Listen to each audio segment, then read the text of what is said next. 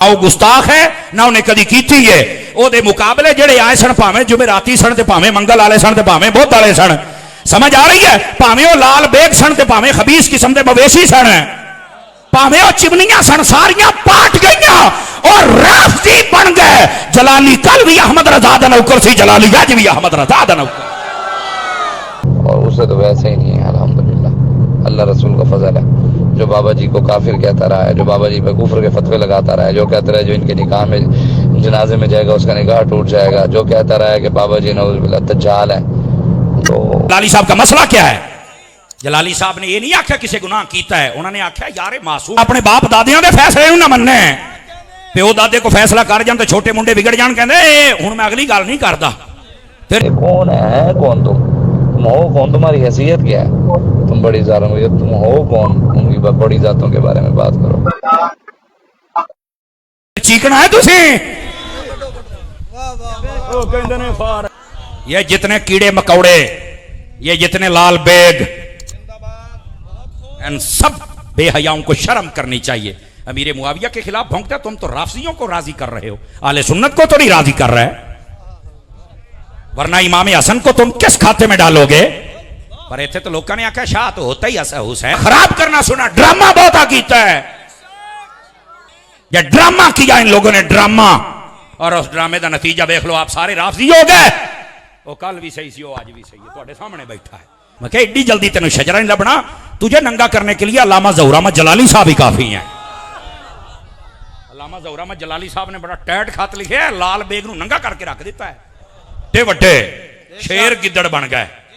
हो सकता है कि शायद वो अमीर अहले सुन्नत के हक में बयान दे दे, उनको अपना पीर मान ले और जलाली को अपना बड़ा मान ले, तो फ्रांस सियालवी को भी वो कर ले, उससे भी सुलह कर ले, तो फिर उसकी तौबा कबूल होगी। अगर इन तीनों शख्सियात से वो सुलह नहीं करेगा तो शायद मतलब मासूमियत नहीं है। मासूम का हजरत सैयदा पाक ने अपने दोनों बेटों को उठाया, नबी पाक की बारगाह में लेके आए और कहा ये मेरा बेटा हसन है, ये हुसैन है, इनको कुछ अता कर दीजिए। बेटा सरदार है और ये दो मुसलमान गिरोहों के दरमियान सुलह करवाएगा। सुलह भी हो गई, सरदारी भी बाजी हो गई, हजरत अमीर मुआविया का मुसलमान होना भी बाजी हो गया।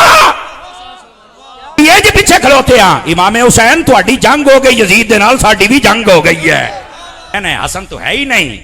तो मैं कह इस वास्ते असं कहने तू नस्लों ही शाह कोई नहीं एवं तो हूं, लेकिन इसका यह मतलब भी नहीं है कि जो आले रसूल में होता है सैयद होता है वो गुनाह कर ही नहीं सकता। इसका यह मतलब ऐ तो रौला पे जलाली दे नाल है। हालांकि जलाली साहब का मसला क्या है?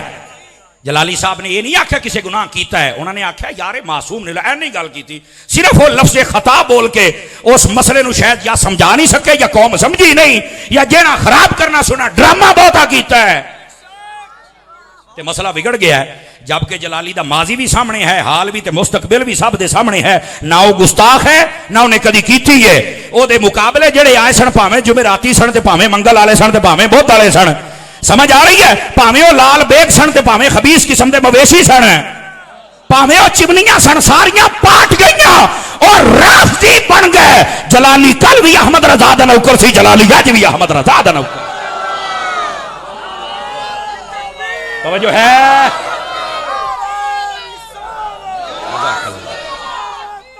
बोलो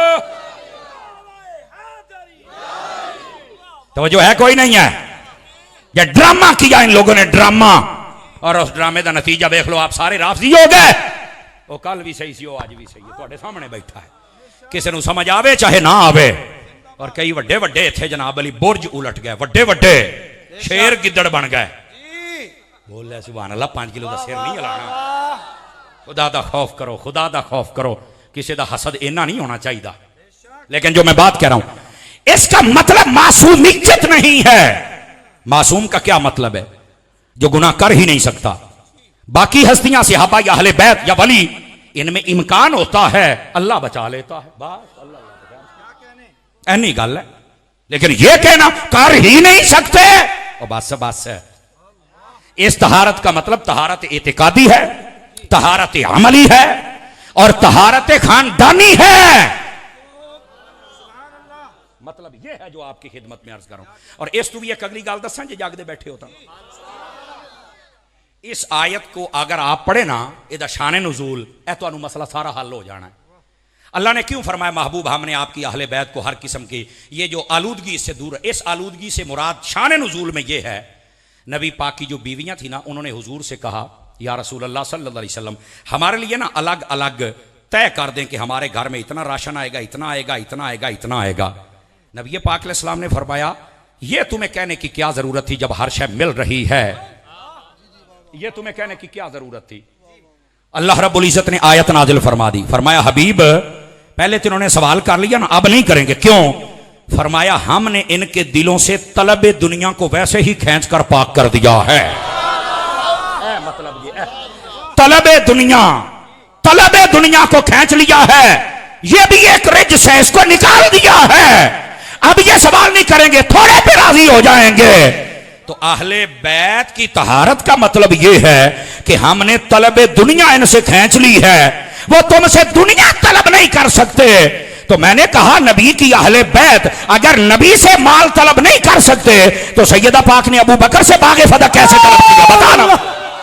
नारा तकबीर, नारा रिसालत, नारा तहकीक, नारा हैदरी, मसलक हक अहले सुन्नत, अकीदा अहले सुन्नत, उलमाए हक अहले सुन्नत। और तवज्जो है सारे हजरात की कि कोई नहीं है, ये तलब दुनिया इनमें नहीं है, इसको खींचा है तलब दुनिया को।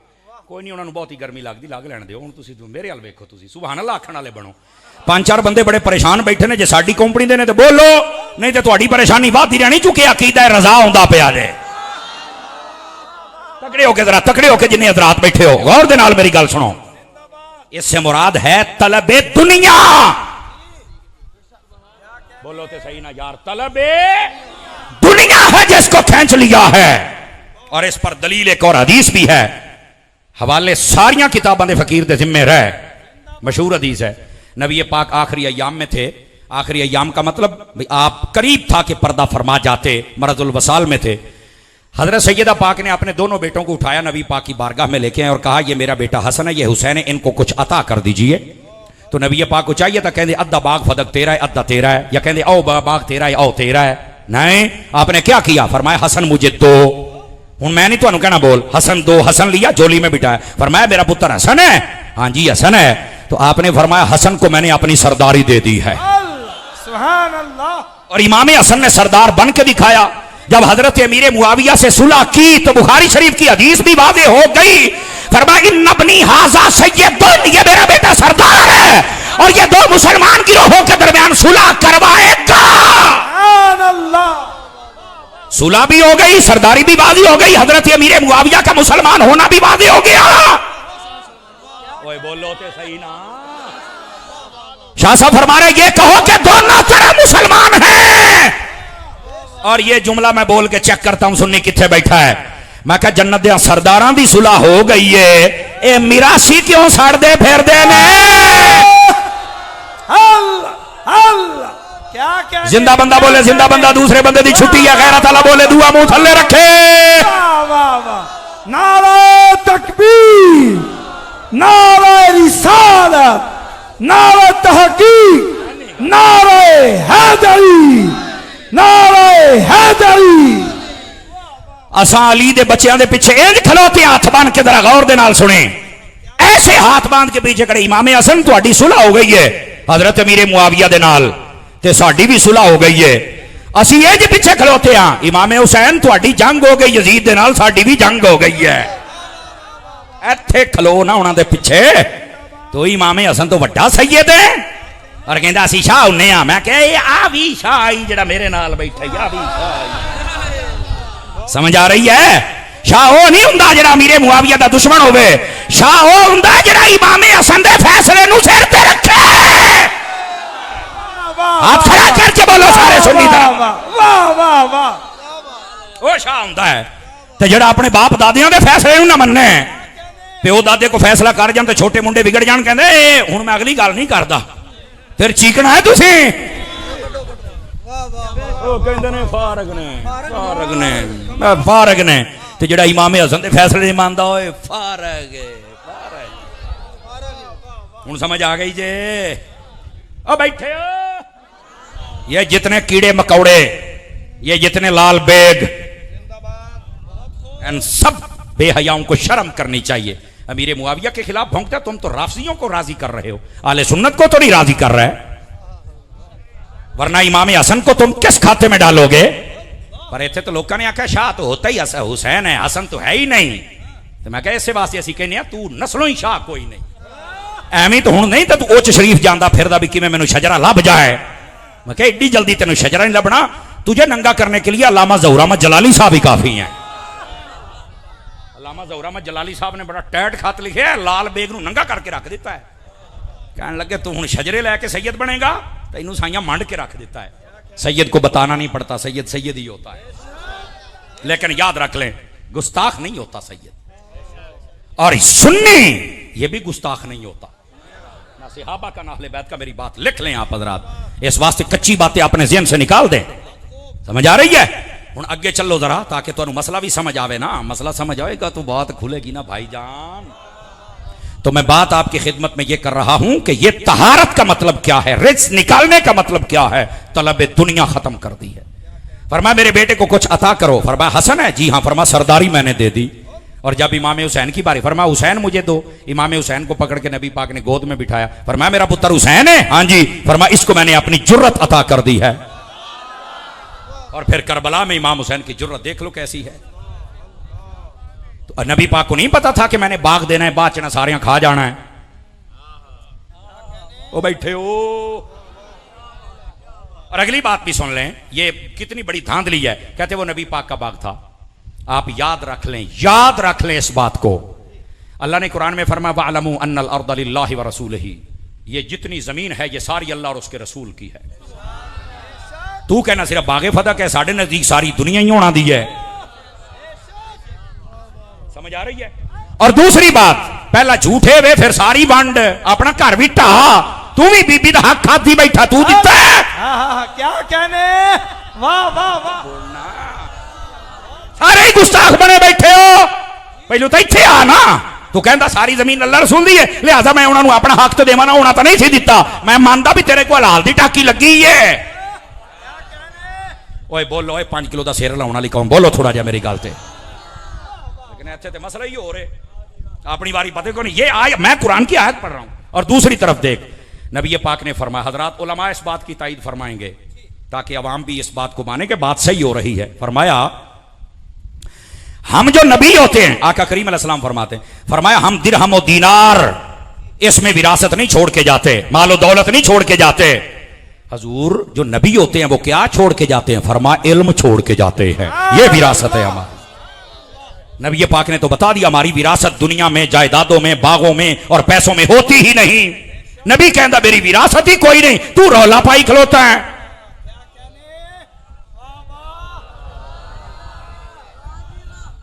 समझो इस मसले को यार, लोगों ने तमाशा बना दिया। गई कि हजरत अबू बकर के पास गई, उन्होंने दिया ही नहीं। तो मैं क्या पहला खलीफा थे अली है, बकौल तेरे। बहुत खूब। तो हजरत अबू बकर के पास गई क्यों थी? ये तो मैनू नहीं पता। मैं क्या पता होंदा ते सुनी ना होंदा। हजरत अबू बकर के पास जाना पहली तो इस बात की दलील है कि उन्होंने खलीफा मन्या ते गईया ना। पहली तो ये बात वाज़ेह होती है, समझ आ रही है? और दूसरी बात, अगर हजरत अबू बकर सिद्दीक ने नहीं दिया, हजरत उमर पाक ने दिया, हजरत उस्मान ने नहीं दिया, तो हजरत अली का दौरे खिलाफत तो आया ही था ना। हजरत अली ने दे दिया था, तो फिर अली ते फतवा की लगेगा? ओ मरो को गल करो करने वाली। 6 महीने इमाम हसन भी रहे सन खलीफा, ये तो इमाम हसन भी गए। खैर आई, कहानियां छड़ दियो, इनको किसी चीज की जरूरत नहीं थी। क्यों? मैं कह जे बच्चे जन्नत के सरदार हो, उन्होंने केड़े बागां दी लोड़ है? पहले तो मैंने ये समझाना, को लॉजिकली पॉइंट पे बात कर लेते हैं। जो खुद जन्नती औरत और सैयदतु निसाइल आलमीन, कायनात के औरतों की सरदार, मलका जन्नत, उसको क्या क्या यार मुझे बताओ ना, उनको जरूरत ही नहीं है। जिनका शौहर वलियों का बादशाह मोहर लगाए तो वली बने, उनको क्या जरूरत है मुझे बताओ। और यार जिनका बाबा सुल्तान कुल हो, कमाल वाली बात है यार। और होता बड़ी ना, अबू ज़र को अबू ज़र बना दिया, सोने वाला, जमीन वाला, जायदाद वाला, पैसे वाला। तो मैं क्या जेड़ा बाहर वाले अबू ज़र बना सकते ने, अपने नहीं सन बना सकते। कुछ खुदा का खौफ करो यार, क्यों उम्मत में तफरके डाल रहे हो? ना, ऐसा ना करो, तफरके ना डालो। ये मसला ऐसे है ही नहीं जैसे लोगों ने ड्रामा खड़ा कर दिया है, सिर्फ सहाबा किराम पर जबान खोलने के लिए। नहीं, मुसलमान बनो, बनोगे मुसलमान। जबान नहीं खोलनी सहाबा और अहले बैत के खिलाफ। तो मैं लोग ड्रामे बनाए ने, ना नमाज पूरी, ना कलमा पूरा, ना वुजू पूरा, ना तराबियां पूरियां, ना जुम्मा पूरा, ना कुरान पूरा। क्या मतलब सहाबा सहाबा सहाबा, उनके खिलाफ बस कर दो यार। समझ आ रही है? वरना दुनिया तो बर्बाद हो ही गई है, कब्र हशर भी बर्बाद हो जाएगी। खुदा का खौफ करें। और अब जरा वापस पलटे ताकि इस मसले को मजीद खोलूं आपके सामने। जज़ाकल्लाह। यह है असल मसला, जिस मसले को समझना इंतहाई जरूरी है कि नबी पाक सल्लल्लाहु अलैहि वसल्लम, आपके सहाबा हूं या आपकी अहले बैत हो, उनके ऊपर जबान तान ये दराज नहीं करनी। मसला नहीं समझ आया, किसी आलिम से पूछ लो, कुरान में देख लो, हदीस में देख लो, मसला हल हो जाएगा। अब बात समझ आ रही है आप हज़रात को? तो ये इस आयत करीमा का मफहूम है। अब आइए, एक आयत मैंने पढ़ी सहाबा के बारे में और एक अहले बैत के बारे में, अभी उनकी वजाहत हुई है। अगर आप थोड़ा सा साथ मेरा और दे दें तो अब अहादीस सुनाना शुरू करूं आप हज़रात को। नबी पाक अलैहिस्सलाम ने अपनी अहले बैत के बारे में क्या फरमाया? मेरे आका करीम अलैहिस्सलाम फरमाते, मन अबग़द अहलल बैत फहुवा मुनाफिक। फरमा जो मेरी अहले बैत से बुग़्ज़ रखता है पक्का मुनाफिक है। और याद रख ले, यहां कोई बैठा है कि इस शोबे से ताल्लुक है, मैं नहीं जानता, अगर तेरे दिल में आले रसूल का प्यार नहीं तो सुन ले, तू मुनाफिक है। अगर बुग़्ज़ है तो तू मुनाफिक है। अपने दिल में से बुग़्ज़ को निकालना पड़ेगा। लेकिन सिर्फ यहां तक बात नहीं भाई, नबी पाक ने अपने सहाबा के बारे में क्या फरमाया? मेरे आका फरमाते हैं, मसलु अस्हाबी फिन्नासी कमसलिल मिल्ह फित्तहाम। फरमाया मेरे सहाबा की मिसाल कायनात के लोगों तुम्हारे अंदर ऐसे है जैसे तुम्हारी हंडिया में नमक होता है। हंडिया में नमक, क्या मतलब है इसका? फरमाया जिस तरह हंडिया में नमक न हो उसे कोई पसंद नहीं करता, इसी तरह जिस दिल में सहाबा का प्यार न हो उसे रब रसूल और फरिश्ते और ईमान वाले पसंद नहीं करते। सुभान अल्लाह, सुभान अल्लाह। अब समझ आइए आप हज़रात को, सहाबा का प्यार रखना दिल में यह भी जरूरी है और अहले बैत का प्यार रखना दिल में यह भी। समझ आ गया मसला? कितनी हदीसें हो गई? आ जाओ, तीसरी हदीस शरीफ आपकी खिदमत में अर्ज करूं, नबी पाक अलैहिस्सलाम की अहले बैत के बारे में। आका करीम सल्लल्लाहु अलैहि वसल्लम आपने इरशाद फरमाया, इन्नी तरक्तु फीकुमुस सकलैन। फरमाया मैं तुम्हारे दरमियान दो भारी चीजें छोड़ के जा रहा हूं। लौ इन तमस्सकतुम लन तदिल्लु, अगर तुमने दोनों को थाम लिया तो तुम कभी गुमराह हो सकते, सीधे रास्ते पर रहोगे। पूछा गया क्या क्या? फरमाया किताबुल्लाह व अहलु बैती इतरती, एक अल्लाह का कुरान है, दूसरी मेरी अहले बैत है, इनको थाम लो। यहां पर किसी की नब्ज फड़क सकती है और वो ये कह सकता है, बीमार और मरीज, वो कह सकता है देखो भी अच्छे कुरान ते अहले बैत है, सहाबा ते है नहीं को नहीं, तुसी एवं सहाबा दे नारे लाई रखदे हो। क्यों भाई? मैं जरा अहले इल्म के चेहरे भी देखता हूं ना, ताकि ये भी तायद करें, ताकि कौम नू समझ आवे को गल होने लगी है यार। दौड़ा शेर माइया तो मैं पढ़ना ही कोई ना, मैनू आउंदा है, लेकिन गल तो सुनो ना शेर बन के। अब कोई कह सकता है ना कहते हैं कुरान के अहले बैत सहाबा दे है ही कोई नहीं, अच्छा फिर छड़ दईए, गल जानती ना हो, तेनू बड़ा पता है, तो फिर कितना समझिए? मैं क्या आ तेनू अतार दा नौकर समझाएगा, नहीं समझ आउंदी पई, इंज इंज मसला तेनू समझावांगा तो गल ही को नहीं बच्चा। कहता वो कैसे? मैंने कहा नबी पाक अलैहिस्सलाम आप फरमा रहे हैं सही वो रहेगा, सीधा रहेगा, हिदायत पे रहेगा जिसके पास दो चीजें कुरान और अहले बैत। नबी पाक नुस्खा दे रहे थे कयामत